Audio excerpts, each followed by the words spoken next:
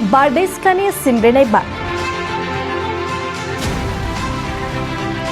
मिथिंगायारि बोथोरनि सिमब्रेनायाव बाक्सानि दाब दाब जायगाफोराव न' बां बिफां लाइफां बायदि गोबां खहा।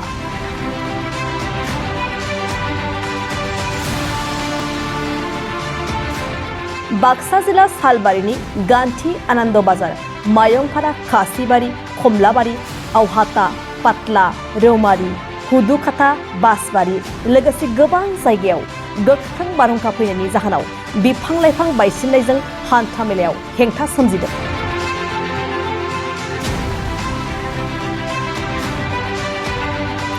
गिदिर गिदिर दंफां बायथेनानै लामा थांलाय फैलायाव जेंना नुजाथिदों।